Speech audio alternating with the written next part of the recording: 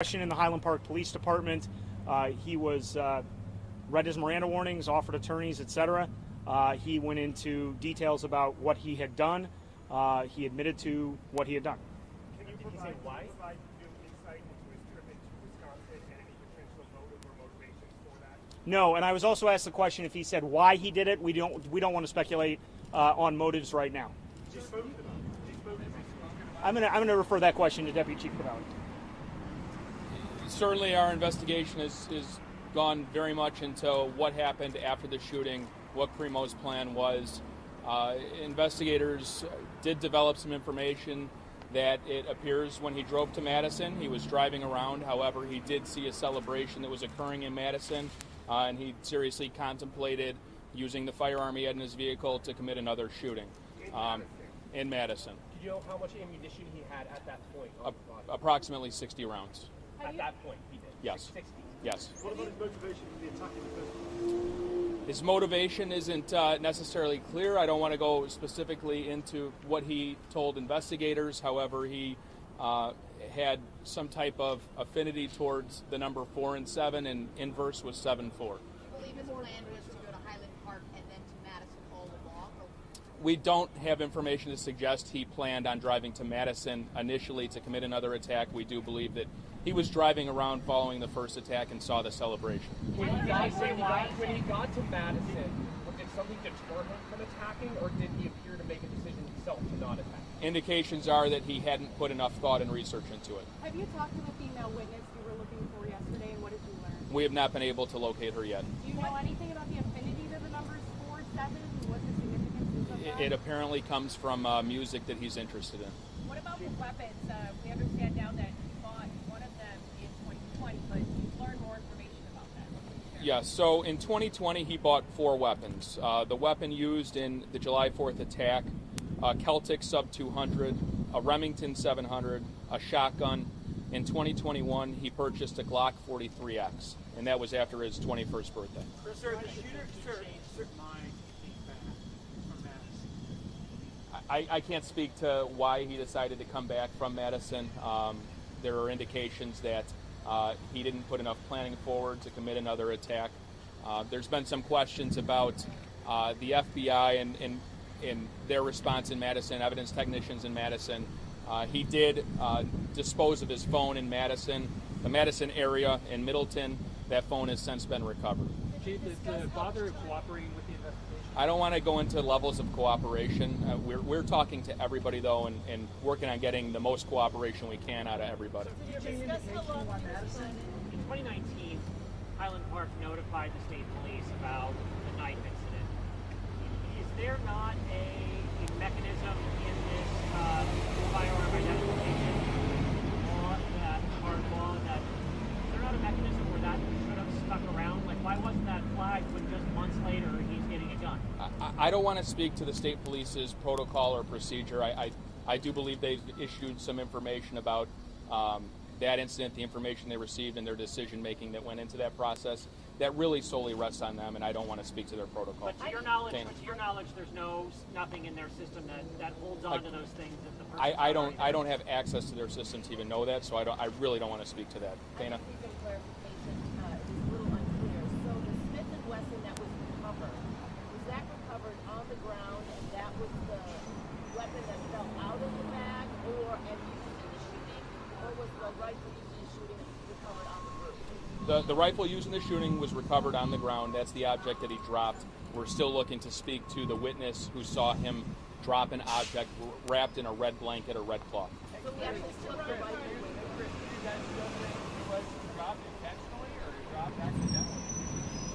I don't want to speculate on why. There could be a lot of reasons why. I don't want to speculate.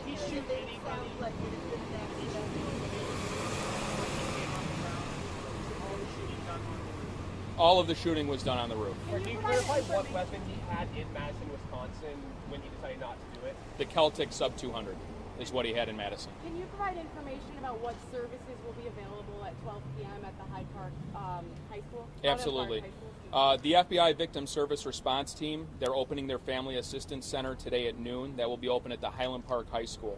It's going to be open from noon to 9 p.m. It's for anybody impacted physically, emotionally by the events that happen in Highland Park. Tomorrow and Friday, it'll be open from 9 a.m. to 9 p.m. and thereafter as needed. Additionally, personal effects that were on the parade route are being evaluated by the FBI evidence response team. That's going to take a bit of time. The personal effects that were on Central between 2nd and Green Bay, those should be available this afternoon for those that want to collect their property that was left in those areas. For the state's The attorney. Highland Park High School. Sir, during the bond hearing, there were some details about how the shooting happened. The fact that he reloaded. Can you sort of summarize what was said in the bond hearing, since the audience couldn't be there? Yeah. So Chief Ben Dillon handled the Dillon Dillon handled the details of the bond information that was given to the judge.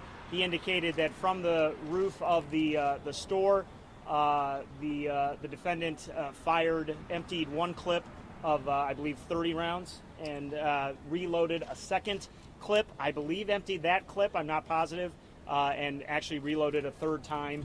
And so those details may change obviously as the investigation continues, but that's the information that we gave to the judge today. The shooter passed 4 background checks despite these reports of attempted suicide and the fact that he said he wanted to kill everyone and had this knife collection. How is that possible in a state with some of the strictest gun laws, and how frustrating is that for you? So a couple things. I made these comments yesterday that I think we need to increase our awareness about the red flag law. We can certainly get you the details of that red flag law. We have a little bit of information about that today.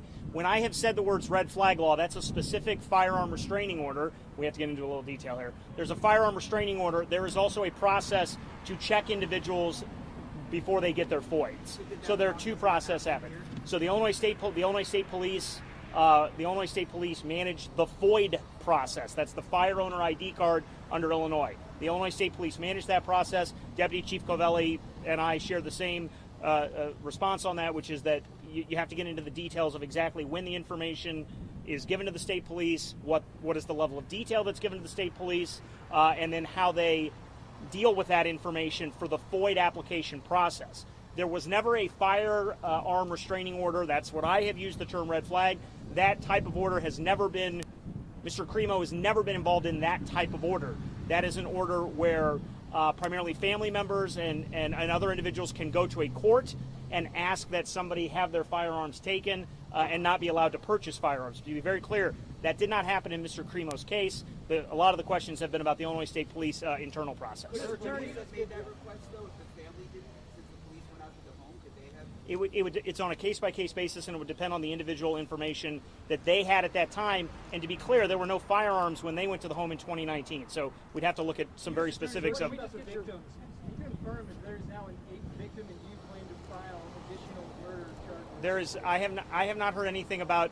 I've not heard anything about an 8th victim. There was another victim that was identified. Is that the 7th victim? Yes. Yeah. That is the 7th victim. It's a total of 7 victims that have passed. Chris, just for Mr. Reinhardt, can I ask you, sir, just on, Did he make any phone calls on the road going to and from Madison? I can't get into those specifics at this point. Just on, as a public safety professional, just your reflection. This is obviously the same type of weapon system that we've seen used in so many attacks across the country. As someone here who's responsible for public safety, just your reflection on that same type of weapon being used in attack in your community. Yeah, I was asked about my reflections upon the use of this type of weapon in an attack in my community, what happens to be my hometown.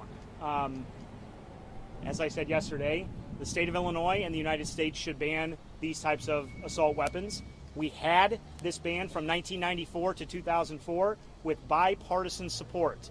Bipartisan support. There was a ban of these types of weapons between 1994 and 2004. Everything shows that these types of horrifying, devastating incidents went down during that time. My position as a public safety professional, as one of the many individuals responsible for the safety of the people in Lake County, we should have a statewide and national ban on assault weapons. so the fact that you confessed to the crime changes the dynamic of your case, but you can still enter a not guilty plea, can you not? Of course, he can. Yes, well, the arraignment will likely be in August. Just to give you the schedule, the next court date was set as, I believe, July 28th at the request of we asked to move that up to late July. He will be represented by the Public Defender's Office. They had one of their most experienced attorneys present in court today. They will consult, and this matter will be presented to a grand jury or a judge at some point for additional hearings regarding the evidence to see if he should be held over for trial. Obviously, we predict that, or we wouldn't have filed the charges, and an arraignment will likely be in August. And what do you plan on presenting the rest of the charges against him? Yes, thank you for that question. The question was, when will the rest of the charges be presented? Yesterday, I referred to the fact that there would be additional charges, many more charges against this defendant because so many people were hurt. For each individual was hurt, people can anticipate an attempt murder charge as well as an aggravated battery with a firearm charge. All of those are Class X felonies, which have obviously serious prison time associated with them. But other people were attempted to be murdered, people who were not shot. So there are many different charges that we are reviewing with respect to the other individuals who have sadly been injured by this, frankly, who were present on the scene. They were shot at. That may also constitute an attempt murder charge. Every time he fires a bullet at an individual, he is committing aggravated discharge of a weapon, whether he hits someone or not. There will be many, many more charges coming in the coming weeks. I don't want to say for sure, but I would anticipate all of those charges being presented at one time in late July. Sir, has this shooting exposed then a gap in the state's gun laws?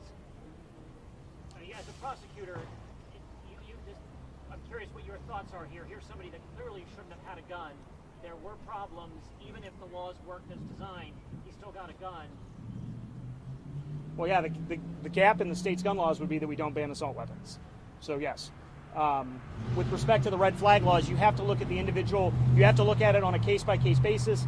When the information is inputted to people who are working on all types of public safety issues and how that information is stored, how that information is flagged later. But with respect to holes in gun laws, we need an assault weapon ban, and we need to make sure that the community, we need to make sure that law enforcement is using the red flag law, the firearm restraining order law. But sir, if today someone gets confiscated 19 knives, in 5 months, would he be able to buy guns? I mean, following the rules? So great question. The question was, how do the 19 knives, when you confiscate 19 knives, how does that affect some of the procedures that we've been talking about? Many of these questions will have to be answered by the Illinois State Police, only because that internal FOID process is set by administrative regulations and is set by internal ISP procedures in terms of getting what's called the FOID card in Illinois. That's the Fire Owner ID card. And so, again, it's on a case-by-case basis with respect to what they knew. But in that case, there had not been any firearms confiscated, that's what I know right now. But the Illinois State Police are going to have to answer those questions regarding their internal process. Sure, more information on the 7th. Clear that someone who gets confiscated 19 knives shouldn't be allowed to buy guns. I mean, I think it's common sense. It would depend on the details of what was being said about knives, whether anything was being said about firearms. I have not seen that individual police report yet from 2019. Sir, on the prosecution, Couple more. The director of the FBI just spoke moments ago about this. FBI Director Christopher Wray, he said that federal charges could come in this case, that obviously his agents are working with your team. Obviously you're the lead, but can you talk about your discussions with federal officials as well about possible federal charges? Yes, thank you very much. The question was to go through some of the discussions with the federal officials. U.S. Attorney John Lausch and I, L-A-U-S-C-H, John Lausch, he and I are talking every few hours. He and I were both present at the command post and at the Highland Park Police Department throughout July 4th and July 5th. U.S. Attorney Lausch and I were also present yesterday at a press conference, and we're talking every few hours, as I said. We are constantly evaluating the information. Much of the information is digital. Much of it has to be evaluated, with a lot of detail, right? With a lot of precision. The FBI is analyzing that information, and I would refer you either to Director Wray or U.S. Attorney Lausch with respect to the timing of any federal charges. We are working with them constantly. Our cybercrime lab is in constant contact with FBI agents, and we are all working together. It's obviously all hands on deck as we continue to evaluate this active investigation.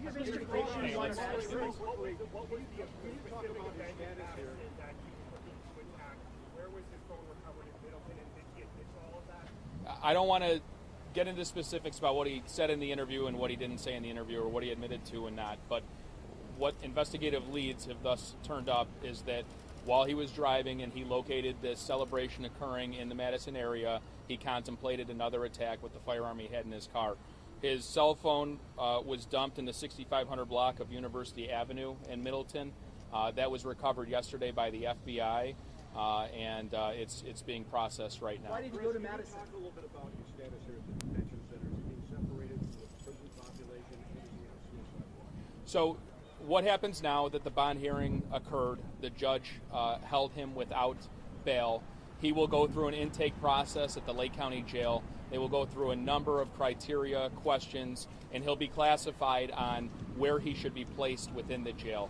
Depending on how those questions turn up, he might be placed in an individual cell. That's something that the jail will work on, and they go through their internal processes. During the interview, did he express any kind of remorse? I don't want to get into his demeanor during the interview. We'll take two more, guys, two more. Sir? Where was he at in Wisconsin? When he was in the 7 hours that we were looking for him, when he went to Wisconsin, on his way back, he was caught on 41 by North Chicago police officer. Where was he at in Wisconsin? He was in Madison and Middleton, Do you have Wisconsin. any indication why he went to Madison of all places? No. And No indication. What event was it that he was contemplating? There was some event, celebration occurring in the Madison area. Chris, how long did he plan for the Highland Park shooting? He planned this for several weeks for the Highland Park shooting. Any last questions for the state's attorney? All right, folks, this is probably going to conclude our formal press briefings on this matter. If there is breaking news or anything major that does develop, we will call a press conference. Otherwise, I would not anticipate major press briefings like this. Investigators have months to go continuing their investigation into this. We'll be collaborating very closely with the state's attorney's office. They'll be collaborating with their federal partners. We'll be collaborating with our federal partners. Any specific questions, please reach out directly. Thank you all. One more question. Is he on suicide watch? He's being classified now. I don't know yet.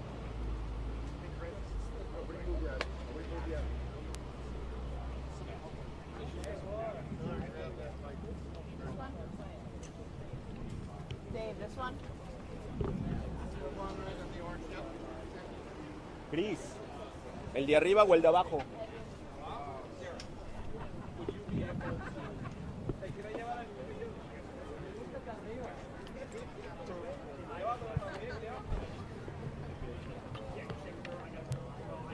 Thanks for the ring, George. You're welcome. Which one? I did say rings. King, vamos a hacerlo en español, ¿sí?